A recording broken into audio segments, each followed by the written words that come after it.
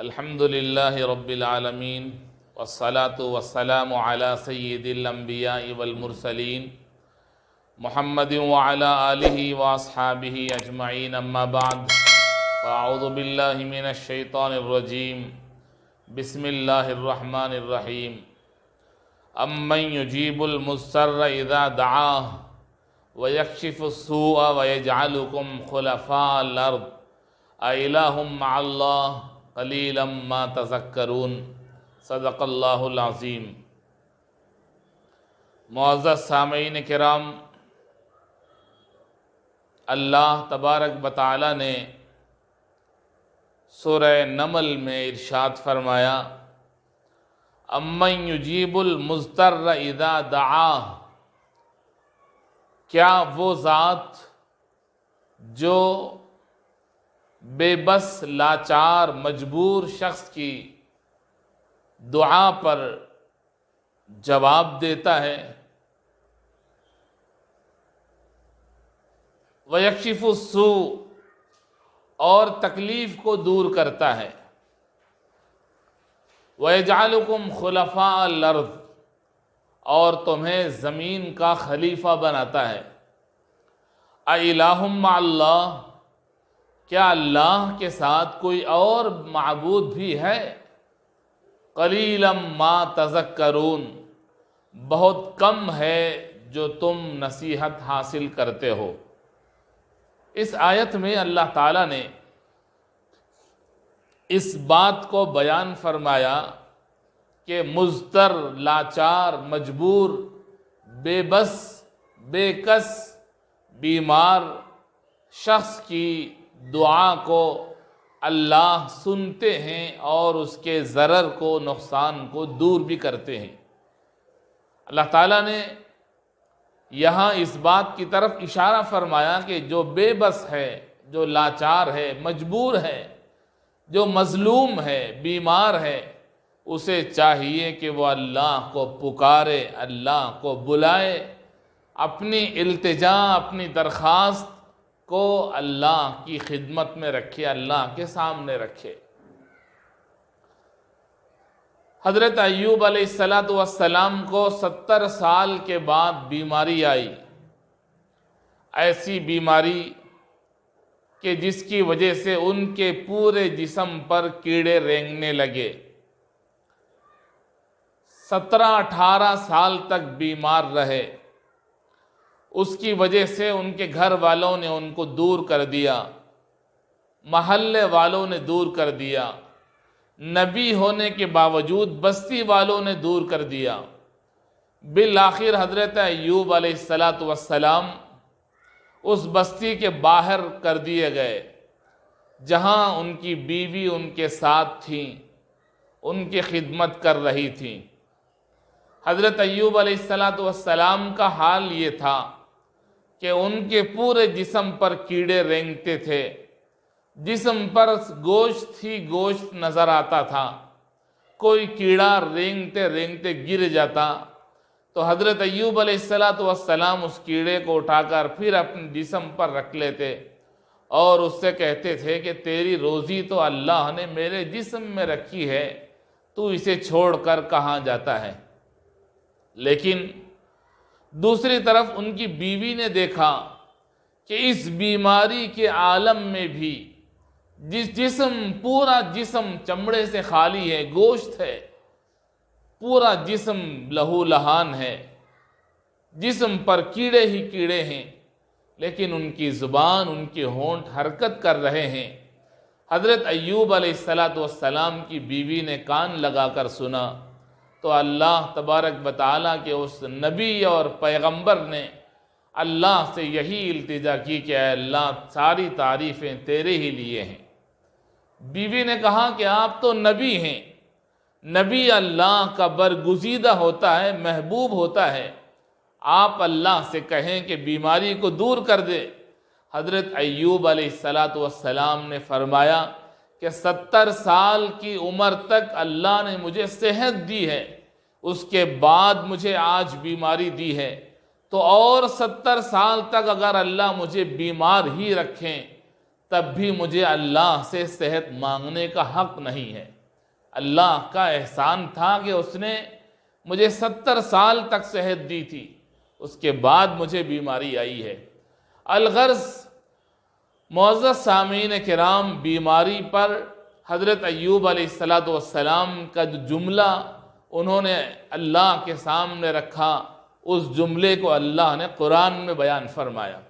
حضرت ایوب علیہ السلام نے کیا فرمایا؟ ربی انی مسنی الضر وانت ارحم الراحمین۔ اے میرے رب، اے میرے پالنے والے، مجھے تکلیف پہنچی ہے، نقصان پہنچا ہے، بیماری آئی ہے، لیکن تو ارحم الراحمین ہے، تو رحم کرنے والا ہے، تو کرم کرنے والا ہے، تو صحت دینے والا ہے، تو شفا دینے والا ہے۔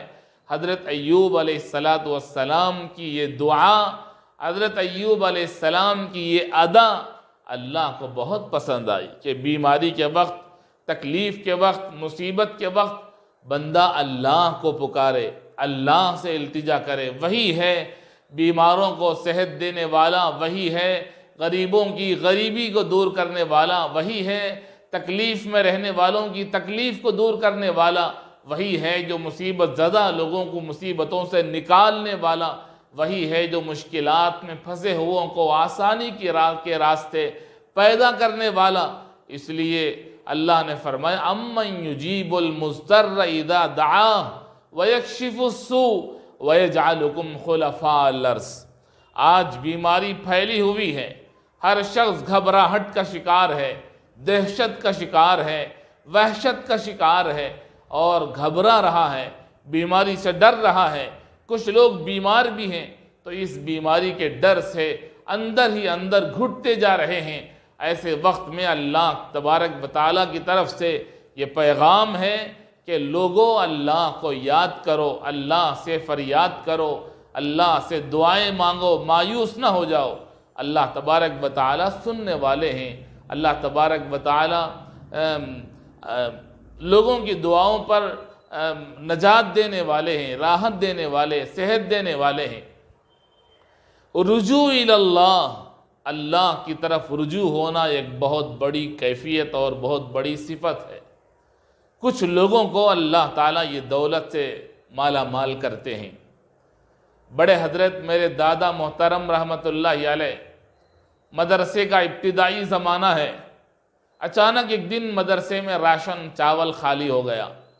رقیب صاحب نے کہا کہ حضرت کل صبح کے لیے چاول نہیں ہے۔ بڑے حضرت رحمت اللہ علیہ عشاء کی نماز کے بعد دعاؤں میں لگ گئے۔ سارے لوگ، سارے مصلی حضرات مسجد سے چلے گئے، بڑے حضرت تنہا مسجد میں ہیں۔ کسی نہ کسی طریقے سے اس حاجت کو اللہ کے سامنے پیش کرنا ہے۔ اللہ کے سامنے رکھا، التجا کی، اللہ کو منایا، روئے، گڑ گڑائے۔ جب بڑے حضرت بہت دیر تک دعاؤں میں لگنے کے بعد جب باہر نکلے تو دیکھا کہ ایک صاحب کھڑے تھے، ان کے ہاتھ میں ایک لفافہ تھا۔ انہوں نے کہا کہ حضرت یہ آپ کے مدرسے کے لیے ہے۔ بڑے حضرت نے خود فرمایا کہ اس میں 300 روپے تھے جو اس وقت چاول خریدنے کے لیے بہت ضرورت تھی۔ غیب سے راستہ نکالنے والا پروردگار کیسے کیسے لوگوں کو راستے نکال دیتا ہے۔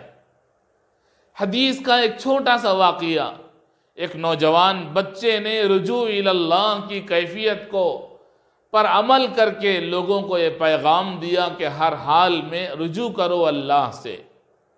حضرت زبیر رضی اللہ تعالیٰ عنہ اللہ کے پیارے نبی صلی اللہ علیہ وسلم کے ساڑو ہوتے ہیں، ہم زلف۔ آپ کی بیوی حضرت اسماء رضی اللہ تعالیٰ عنہ ام المؤمنین حضرت عائشہ صدیقہ رضی اللہ تعالیٰ عنہ کی بہن، حضرت اسماء رضی اللہ تعالیٰ عنہ کے شوہر حضرت زبیر ابن العوام رضی اللہ تعالیٰ عنہ۔ کتابوں میں لکھا ہے کہ حضرت زبیر رضی اللہ تعالیٰ عنہ کا جب انتقال ہوا تو ان کی سیدھی سادی زندگی تھی اور عام طور پر کچھ نہ کچھ قرضہ ہو جاتا ہے۔ حضرت زبیر پر بھی کچھ قرضہ تھا جو ادا کرنا تھا۔ حضرت زبیر رضی اللہ تعالیٰ عنہ کا انتقال ہو گیا تو حضرت اسما بیوہ ہو گئیں، حضرت عبداللہ یتیم ہو گئے۔ چھوٹے موٹے جو کچھ قرضے تھے ماں اور بیٹا دونوں نے مل کر وہ قرضے ادا کر دیے۔ کسی کا 50 درہم، کسی کا 20 درہم، کسی کا 30 درہم، جو کچھ قرضہ تھا چکا دیا، ادا کر دیا، اطمینان کا مطمئن ہو گئے۔ ماں اور بیٹا دونوں کے جو باپ کا قرضہ تھا وہ ہم نے چکا دیا،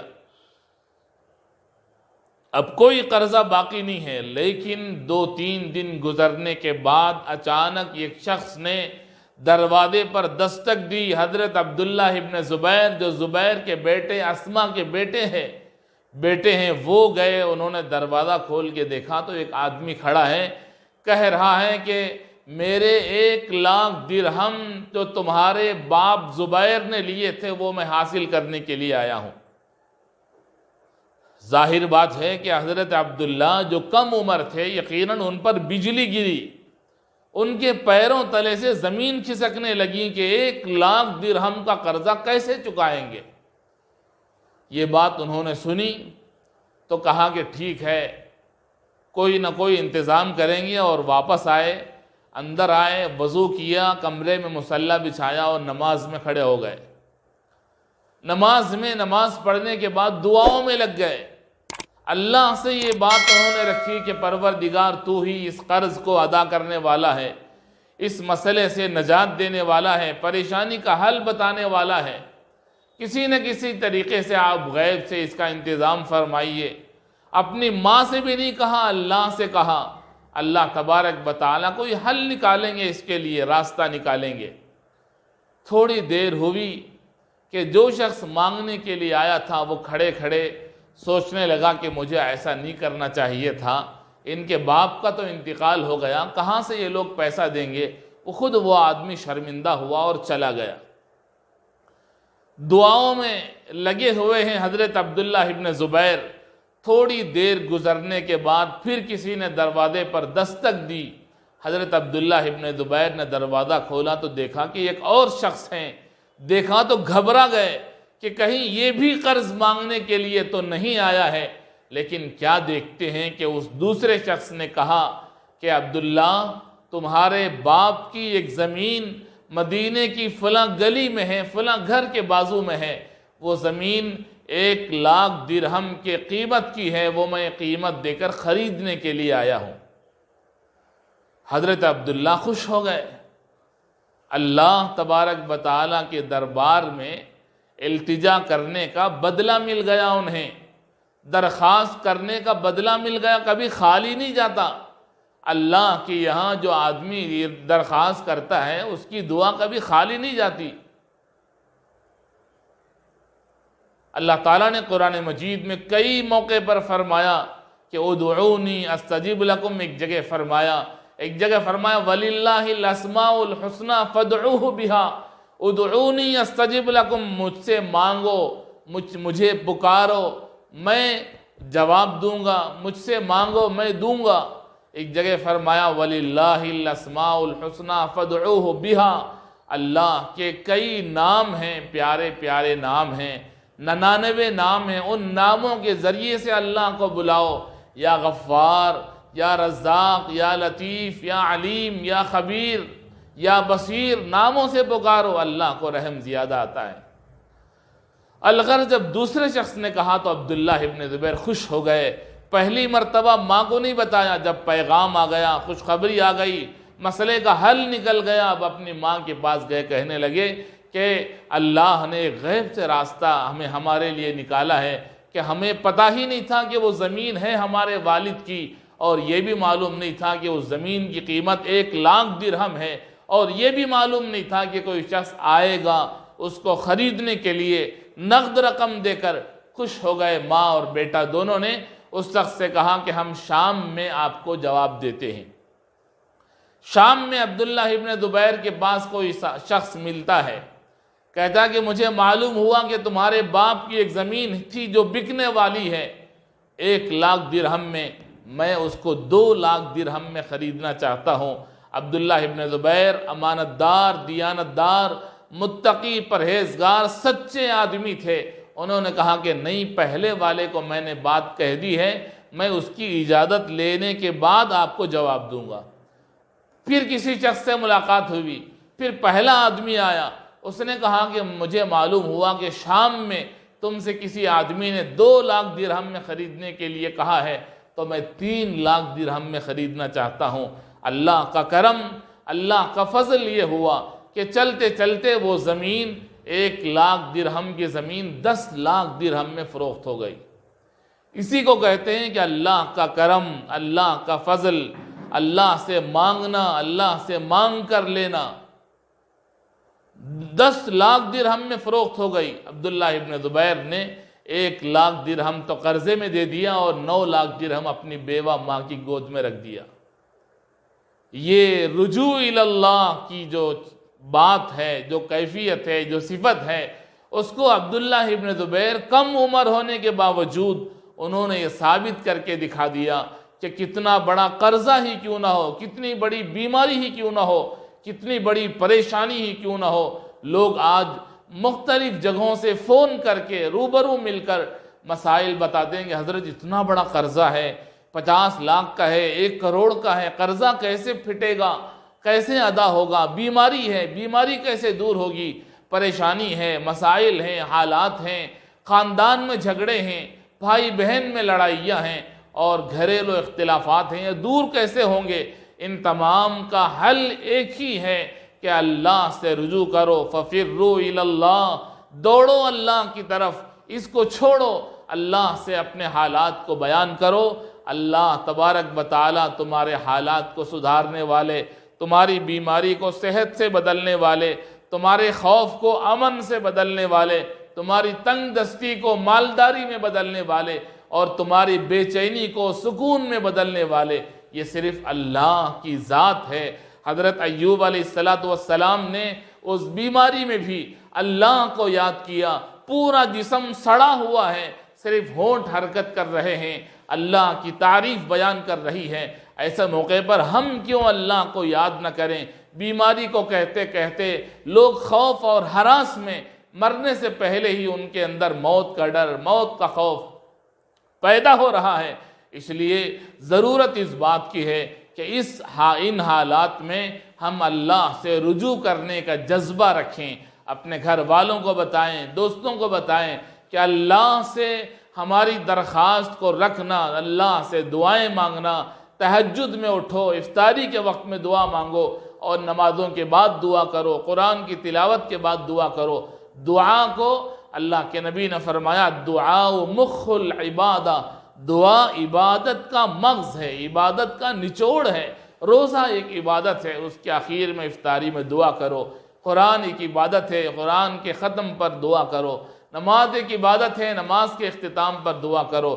ان تمام عبادات میں جب دعا کریں گے، اللہ دعا کو قبول کریں گے، اللہ اور ان حالات سے نجات دیں گے۔